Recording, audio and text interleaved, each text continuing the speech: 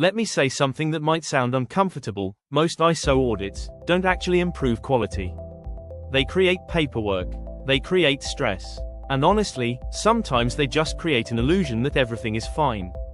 And the funny part, almost everyone in the industry knows this, but we don't really talk about it openly. Hey everyone, welcome back to Engineering Explained Simply, where we break down complex engineering and quality concepts into simple, practical insights. If you're new here, consider subscribing.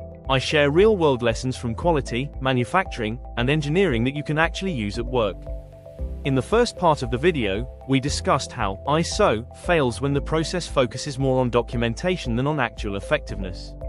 Today, I want to shift our attention to something even more interesting: audits.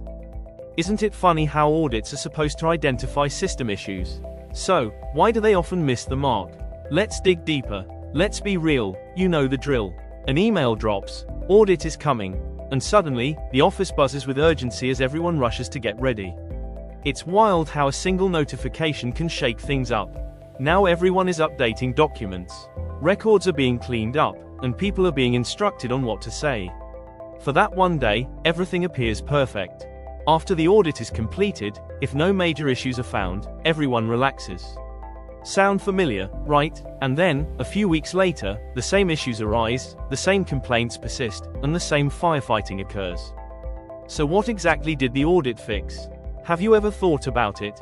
Audits often devolve into a tedious checklist exercise. Picture this: an auditor asks, "Can you show me this document?" You scramble to retrieve it. Next, they want to know, "Is this signed?" You quickly confirm. Then the question shifts to, "Is this updated?" And just like that, the cycle continues. It becomes a routine of rapid responses, where the focus is more on ticking boxes. Don't get me wrong. Yes, those things do matter. But the real question is this whole thing actually working? That question is often overlooked. Generally, audits will focus on compliance rather than performance. In fact, you can be 100% compliant with ISO standards and still produce poor quality. This is because compliance only asks, "Are you following the process?"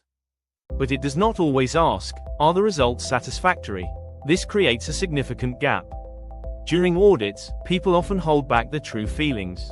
Let's be honest, many individuals do not say, "This process is broken." People say what is safe because audits can feel overwhelming. It seems like evaluation, judgment, and risk are at play. Instead of transparency, you often receive a version of reality that appears better than it truly is.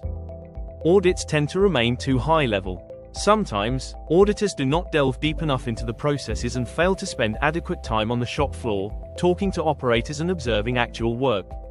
Without this level of engagement, it becomes very easy to overlook real issues. The main objective appears to be passing the audit. This is undoubtedly the most significant issue, isn't it?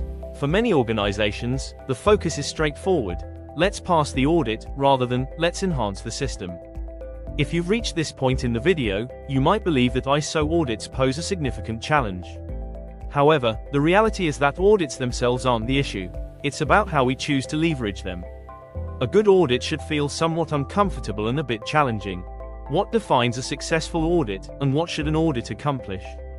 A good audit should ask challenging questions, challenge assumptions, and highlight weaknesses, as that is where opportunities for improvement arise. If your audit feels too smooth, it seems like we have not dug deep enough. So now you must be wondering, what works better? The answer is a few simple shifts, and they are as follows. Focus on effectiveness rather than mere compliance. Invest time where the actual work occurs. Inquire about genuine issues rather than relying solely on written documentation. Foster an environment where individuals feel comfortable speaking honestly. At the end of the day, a bad audit may make you appear good, while a good audit helps you improve. However, most companies prefer to appear good. If you found this video useful, please take a moment to like the video. It really helps the channel grow. I'd love to hear from you in the comments. Have you experienced audits like this in your company? Also, let me know what topics you would like me to cover next. If you want more practical, real-world insights like this, don't forget to subscribe to Engineering Explained Simply. If you haven't watched part 1 yet, be sure to check it out next. I'll add the link to that video. In the next video, we will discuss why inspection is not the same as quality. See you soon.